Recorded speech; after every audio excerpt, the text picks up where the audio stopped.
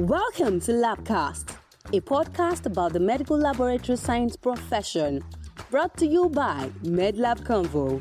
To get notified once we drop an episode, you can do well to subscribe to all our social media platforms at MedLab Convo.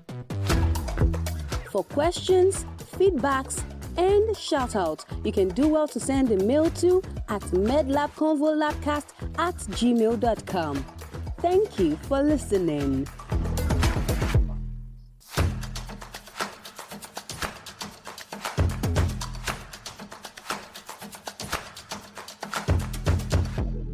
As Jonathan Swift rightly said, falsehood flies and the truth comes leaping after it. For years, health misinformation has remained a major challenge in healthcare. It has influenced people's health decisions, eroded public trust in healthcare professionals, and in most cases, cost lives.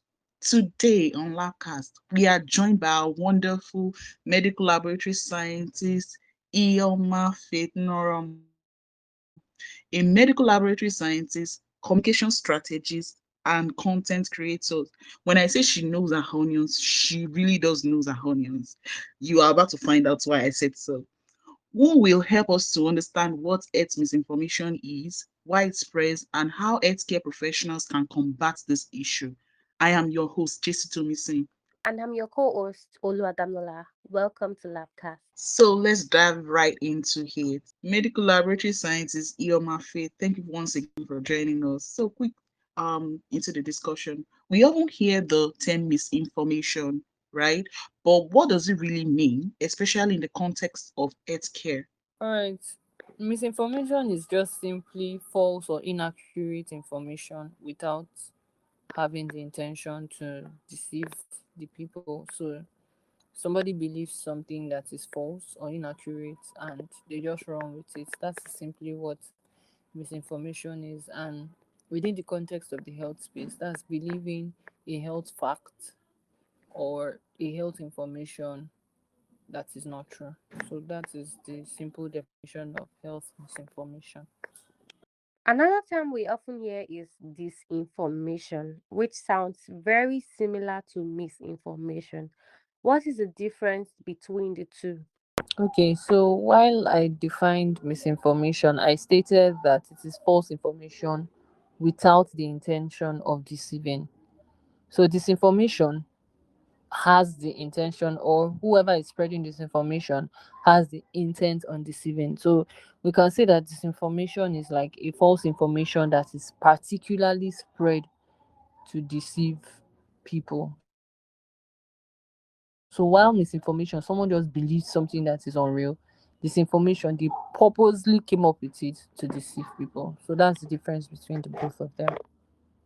All right, so speaking about spread that you just mentioned, we'll be particularly interested on how this health misinformation spreads. Of course, we know that social media is often a major contributor to some of these things, but are there other channels through which misinformation spreads, maybe from patients to health worker or from health workers to health workers? Like, what are the networks available and the channels through which this happens?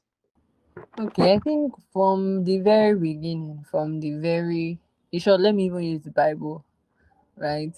The very first thing in the Bible, Adam and Eve, where Eve um when Eve gave an information, she was telling the serpent that, oh, the man told me not to eat, not to touch, and not to eat of the fruit. Meanwhile, what the man told her was that she should not eat. She should have to tell the serpent that both eating and touching, the man said I should not do anything. So I think that gives us an insight into the very basic, like the foundation of misinformation, word of mouth. It has been existing from day one. In back in the days of our ancestors, there was no social media. It was word of mouth that they used, right? Somebody does something, comes up with it, believes it, and then they spread it. They believe that this their agbo will definitely heal somebody's kidney failure. So leave all your medical distance. This agbo was with us in the days of our forefathers, and then they use their mouth to spread it. So word of mouth has been the surest way and the oldest way by which misinformation spreads. And of course, when 21st century, it's impossible for us to talk about misinformation without speaking about social media. So social media now has become one of the biggest channels by which misinformation spreads. There's also other medias, traditional media, newspapers and all, but people don't really use it. Then there's still radio. A lot of older people and people in rural areas listen to radio, so that as well, and primarily social media. But yes, these are ways that misinformation spread. Thank you. I guess you can say bad news spreads like wildfire. So, I've seen it a lot of times, even as a practicing medical laboratory scientist, that a lot of people walk into your facility and the next thing they tell you is, I have malaria. When you ask why, they tell you, I have headache and my body hurts, my temperature is a bit up, and I'm very sure it is malaria. Or sometimes they walk into the lab with a request for malaria parasite test from the doctor, and the next thing is, please help me do typhoid as well. I'm very sure that this malaria I have comes with typhoid. And you wonder why they hold on to these beliefs. And more recently, we've even seen an increase in people hesitating to take vaccines because of myths and misinformations around them. Things like they are going to die or they are going to contract a disease. What impact can these beliefs have on individuals and even the public health at large in the long term? Hmm. This is a very important question because as it stands now, I was reading some material some days ago, and I got to find out that vaccine hesitancy increased after COVID. So, a report from 2023 showed that after COVID, about 50 to 56% of children um, were not vaccinated in low income countries. And this is not because the thing did not reach them, it is because a lot of people have become more hesitant to receive vaccines. COVID was the height of misinformation, it did a lot of damage, especially from where the world was coming from when it came to vaccination. So, yeah, you asked that what you asked. Sorry, come again with the question. Let me rephrase. Let me go back. You asked that what damage is misinformation going to do in the public health space in the future, right? Exactly. What impact is it going to make on the long term? Well, like I spoke about vaccine hesitancy, right? So that's one is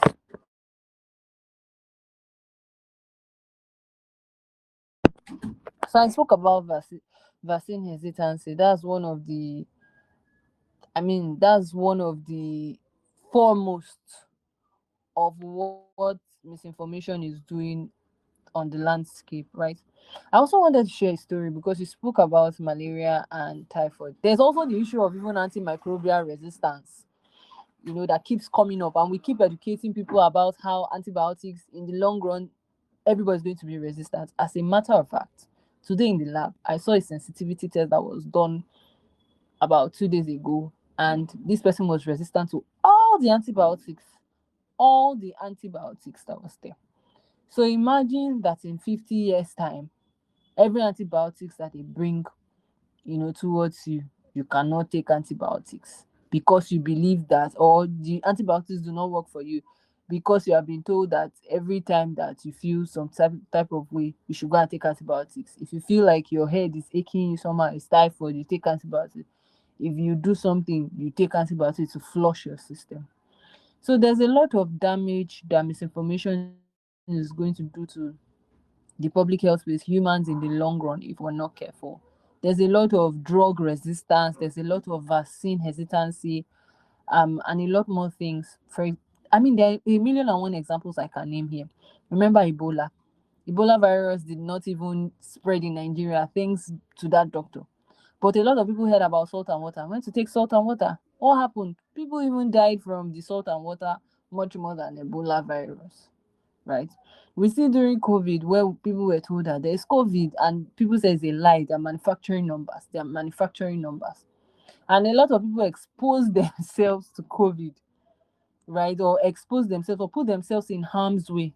So there's a lot of things that if we're not careful to curb and pay attention to, then we'll be putting ourselves, not just ourselves, because the public health, it's a public health issue, not just ourselves, our communities, our children, and our region in the long run.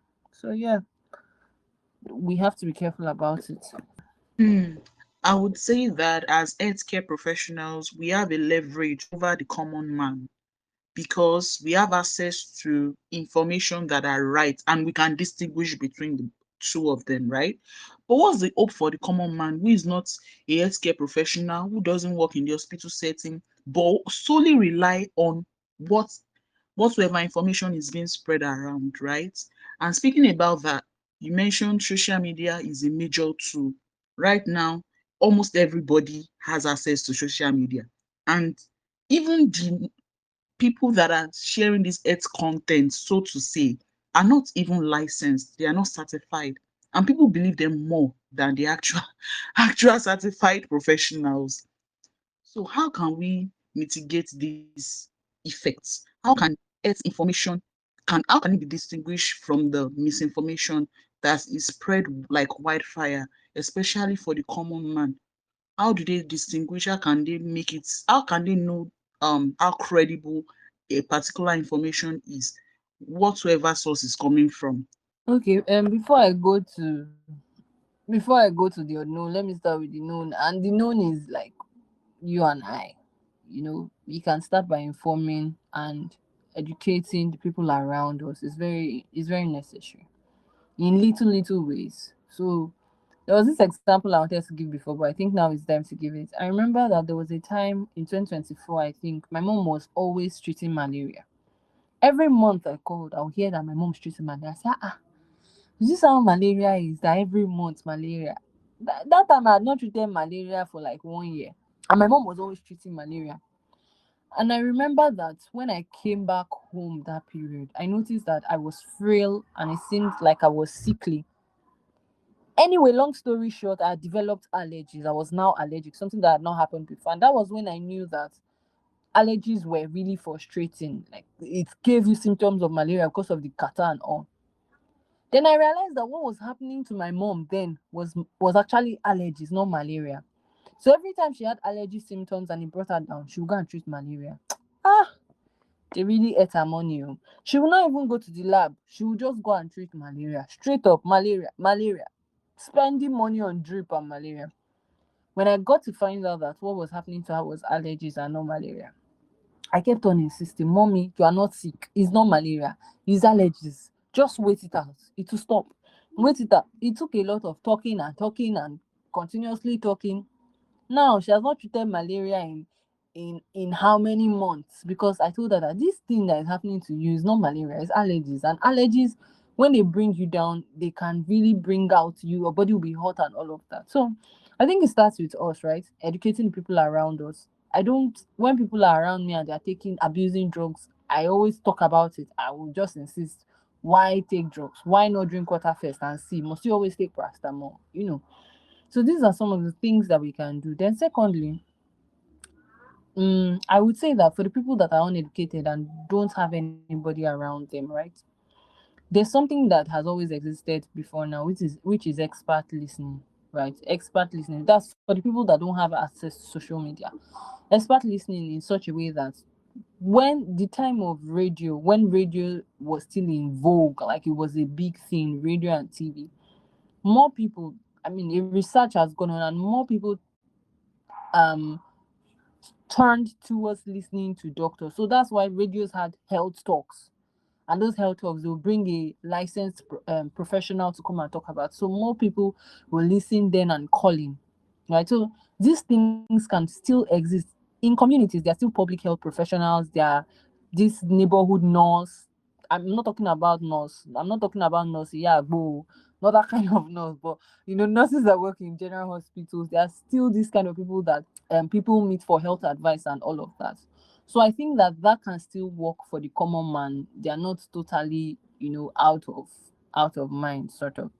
Then for people that have phones, for people that can access social media, it is to turn to experts. You know that this is a credible source, not just any account that just posts anything for clickbait and likes and money and impression.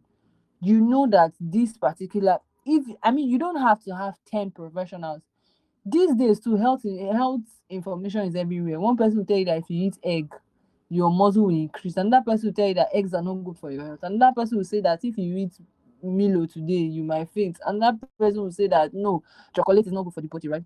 But there are experts that you know that beyond reasonable doubt these ones are licensed professionals, they work in the hospital, they show you, there are signs of it across their social media pages. So you can lean towards those people and just try to hear from them. I think that helps, and it narrows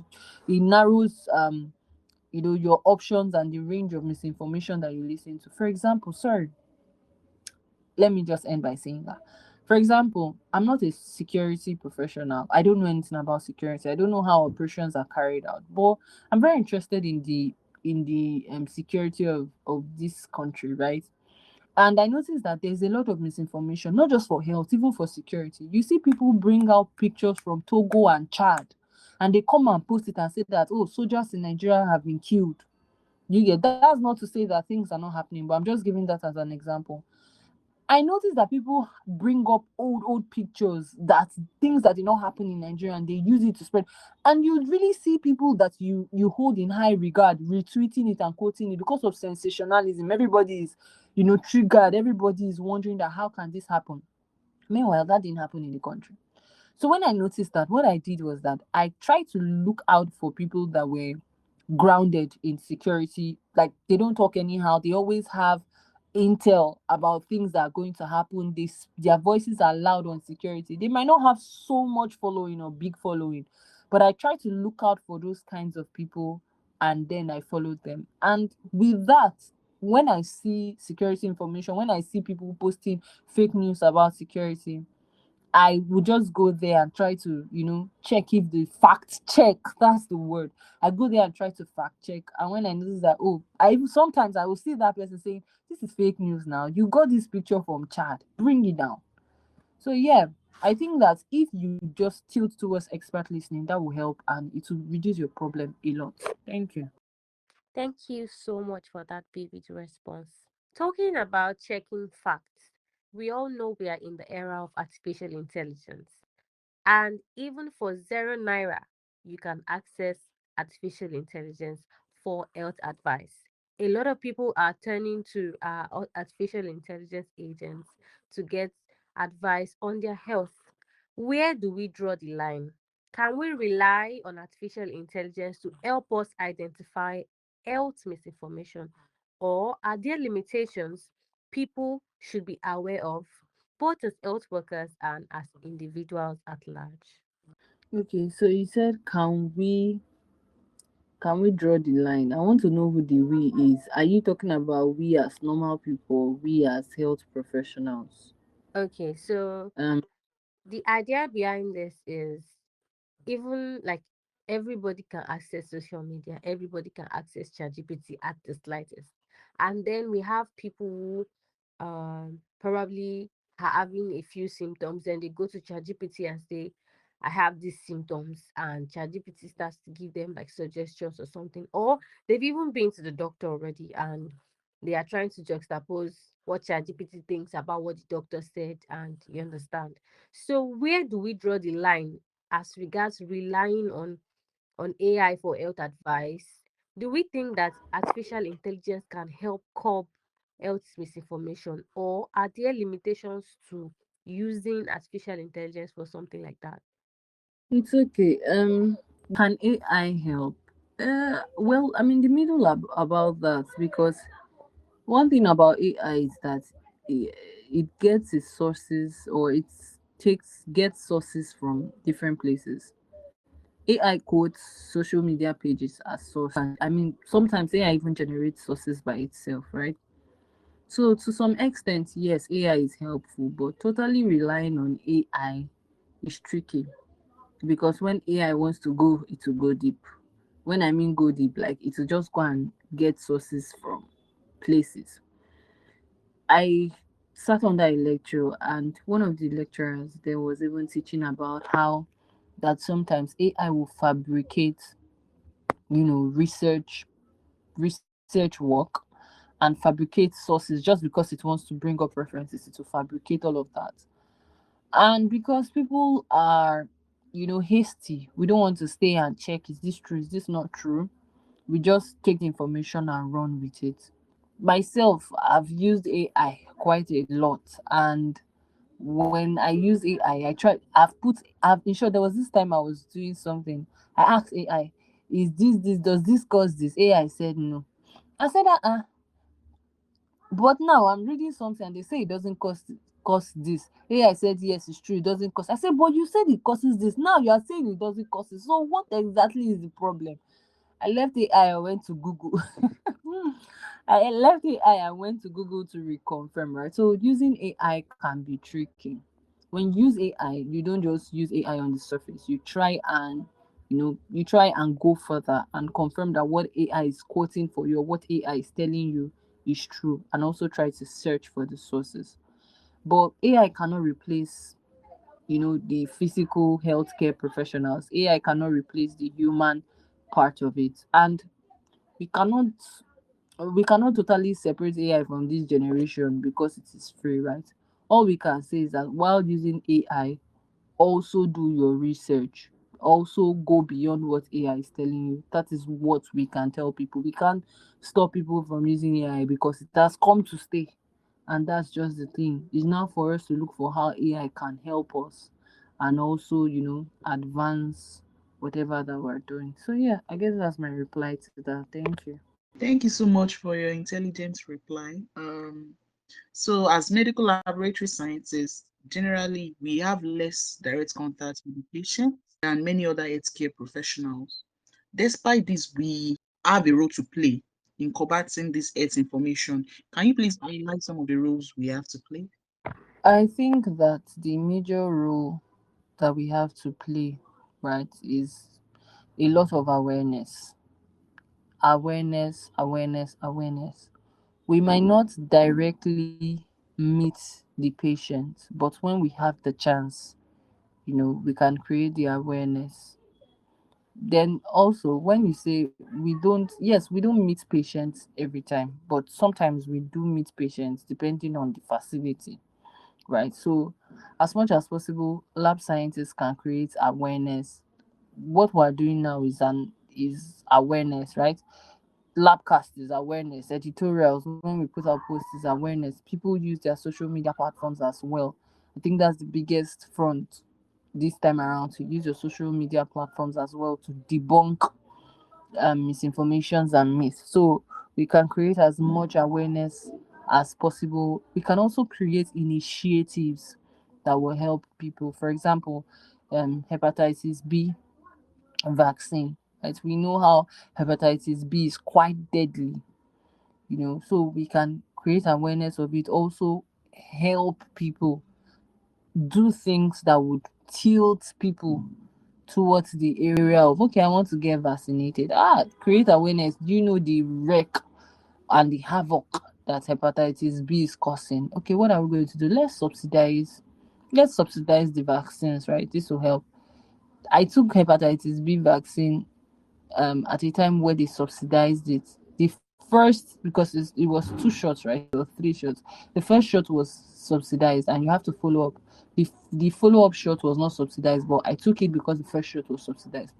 So these are some of the things we can do. We can get involved in drives. We can get involved in a lot of awareness, and yeah, we can just keep using our voices to create awareness and just you know create impact and change. That's what I believe the role of lab scientists are. Thank you.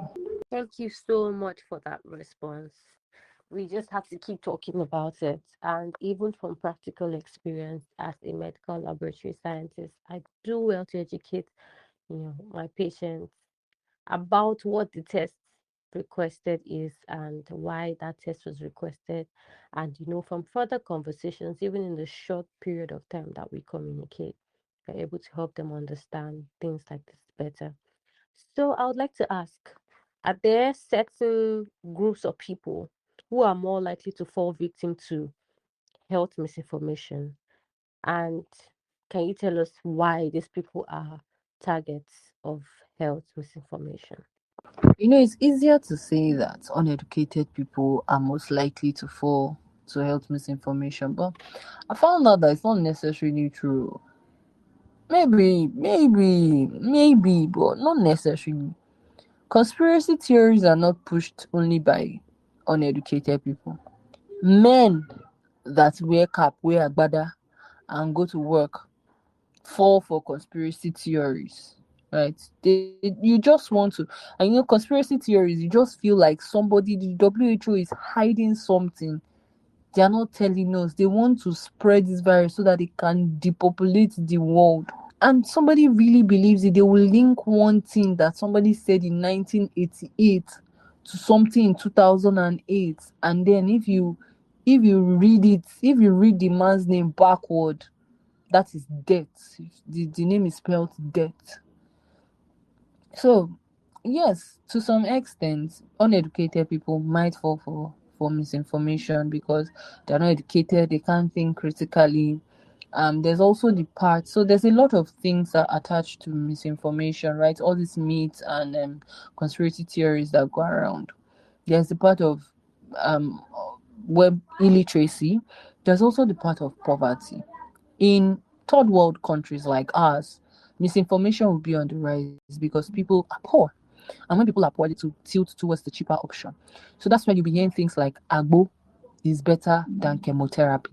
Like I know an Agbo man now that if he gives you the Agbo, that tumor will just clear. It will come out like pus. Pium, the cancer has gone. He treated my great grandmother, my grandmother, and they lived till 98 and they are fine.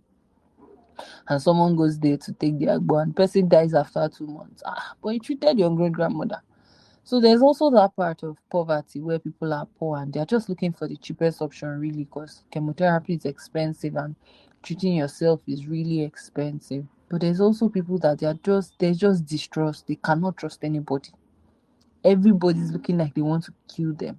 So yeah, that's what I would say, that those people that are privy to, or people that are more susceptible to misinformation, different roles have to play. There are different things that can cause it. There's the part of illiteracy, poverty, and there's just the part of plain distrust. And this one is not even particular to any socioeconomic class.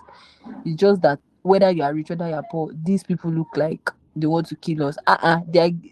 What made this rich man come to Nigeria to come and give pregnant women drugs? It's because he wants those children to be deformed and he wants them to die. You guys, you have seen it. So yeah, that's it. Thank you so much, MLS Iheoma.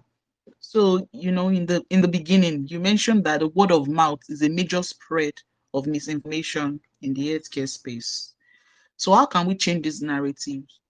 What are the practical steps? Can you give illustrations of how healthcare professional can help reduce the spread of misinformation online?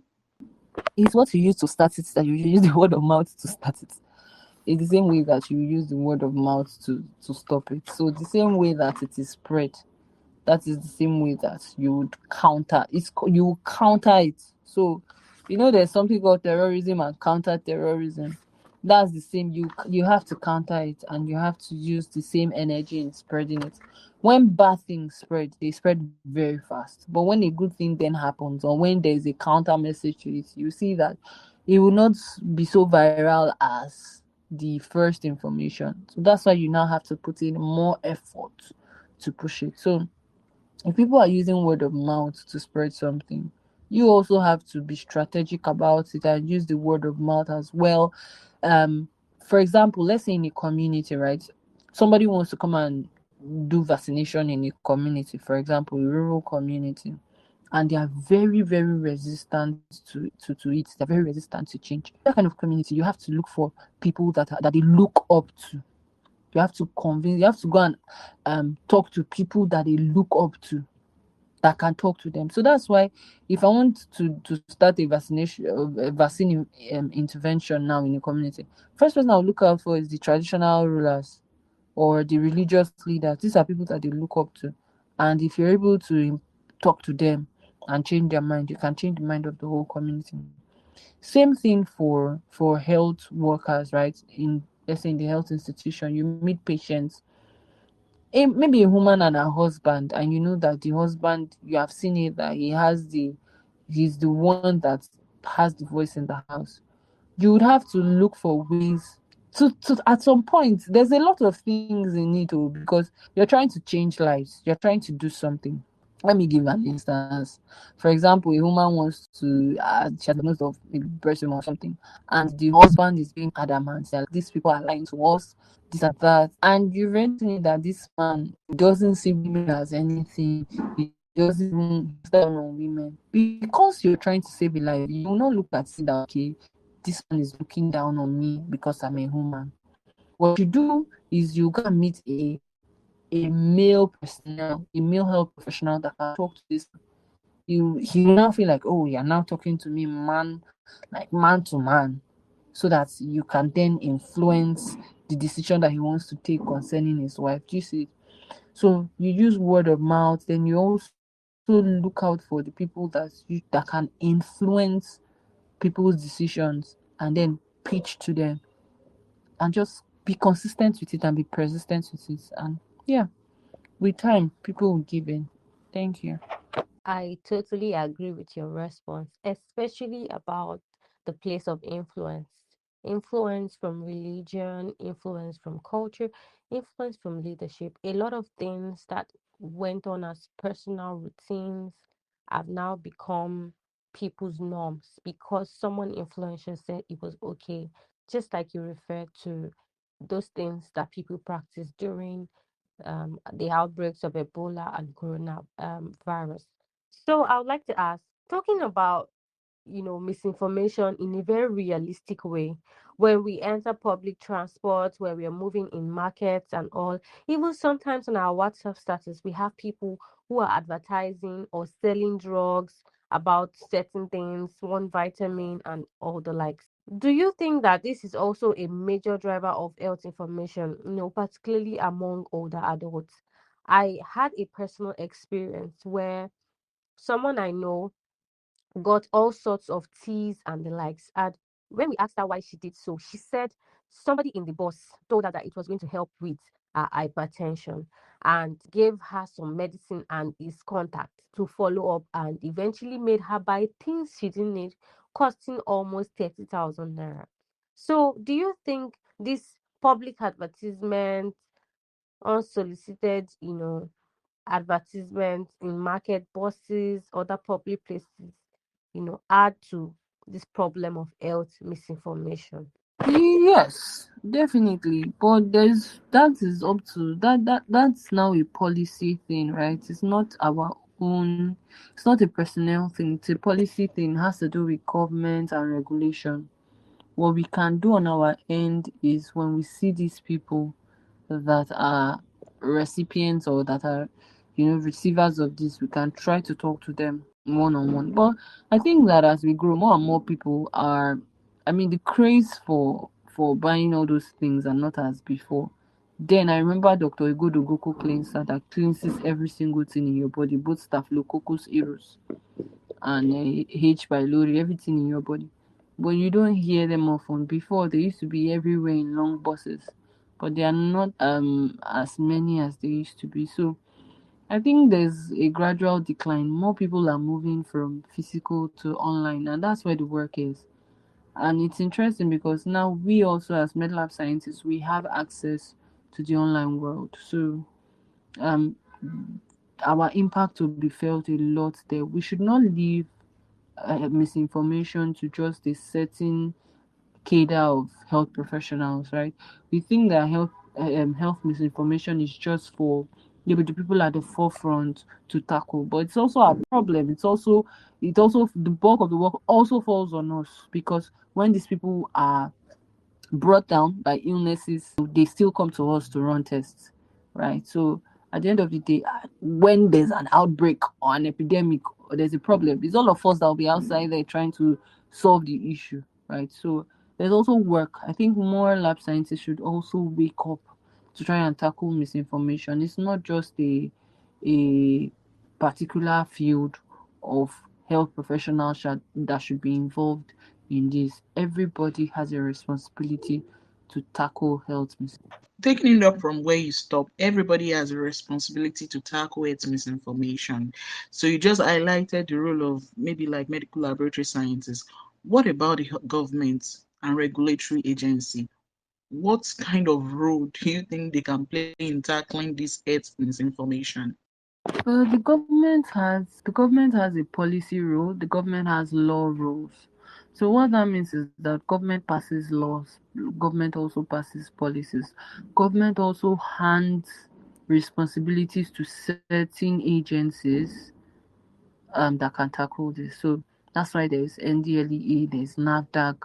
These agencies, government has given them some sort of power, to be able to tackle this. That's why when there's a fake drug in circulation, you see that NAFDAC comes out to announce that, oh, there's a fake drug in circulation. If you see a drug like this or a cream like this, do not use it.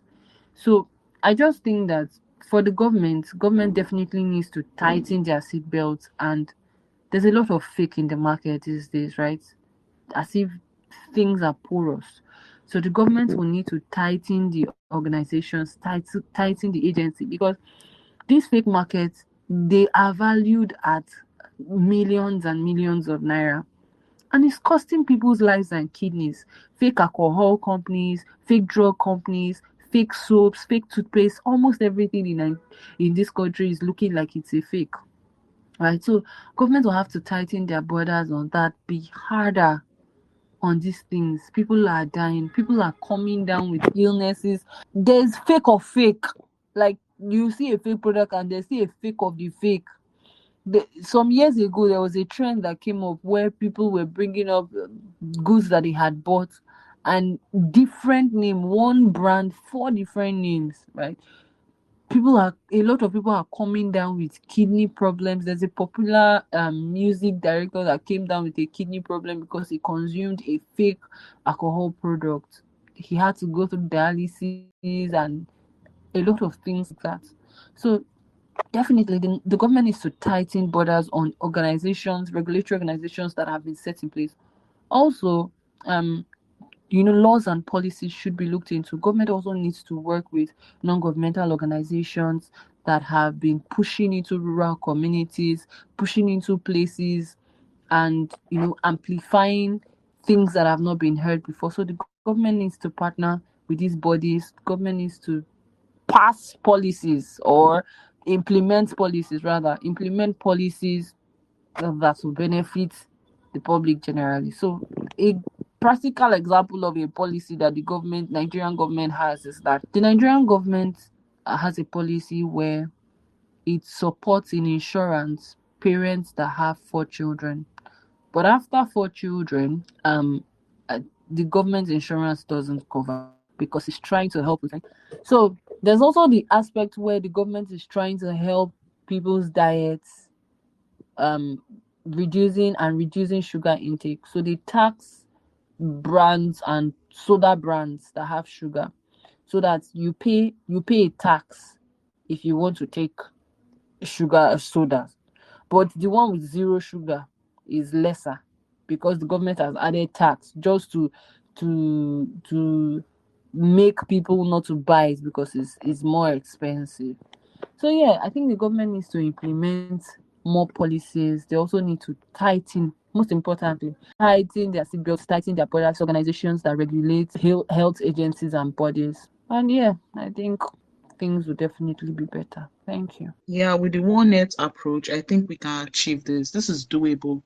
So a contribution from the NGO to individual to the government agencies and parastatals, everybody coming together to fight against this particular stuff will definitely go a long way to make a change that we want to see. So before we wrap things up, can you debunk one or two common health myths that you think everybody should stop believing? Aside the ones you've highlighted in the responses so far, can you debunk some of this health misinformation? Thank you. I think my biggest pain with misinformation has to do with vaccination. Particular study came up, and you can check this up. A particular study came up that showed that Sweden has, to a large extent, is it eradicated now, eliminated cervical cancer. because Swedish young ladies have, almost all of them have been um, vaccinated. They've taken the HPV vaccine. So now in Sweden, I think there's every 4 in 100,000. I think that's the ratio. 4 in 100,000. That's the number that you see with cervical cancer. In the long run, in years to come, it would, be approaching zero. Australia is another country where WHO has commended that in the future cervical cancer will be eliminated because they are hard on cervical screening, vaccination, and all. So vaccination is a lifesaver, and I don't know why people keep on coming up serious conspiracy theories. I understand that there's skepticism around it. There can be healthy skepticism, but not skepticism. There's some form of skepticism that when somebody enters it, there's a line you cross, and it will begin to look like, is this person okay? It will just stretch.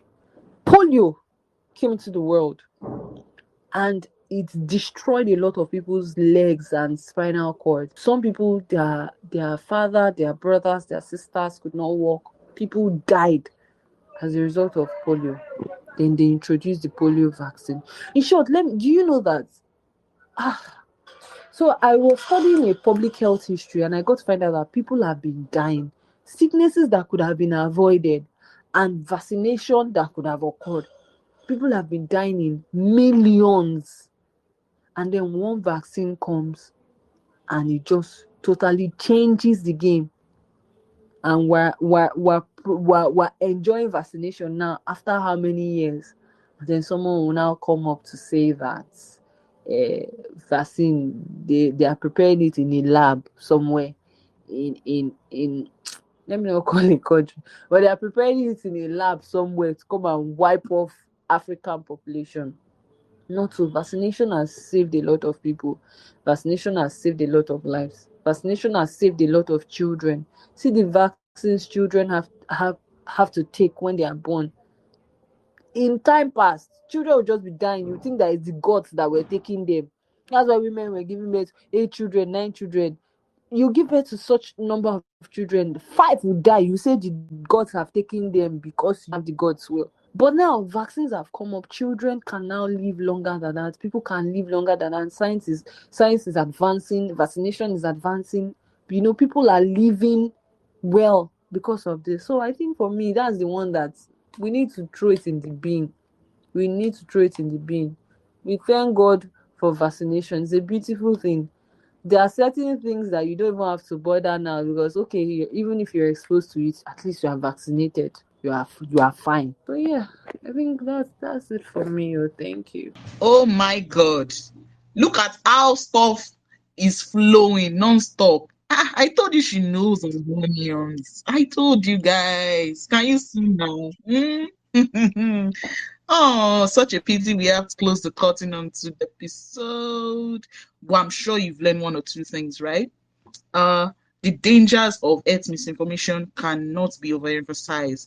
That is why it's so important to seek health information from credible and evidence-based sources only.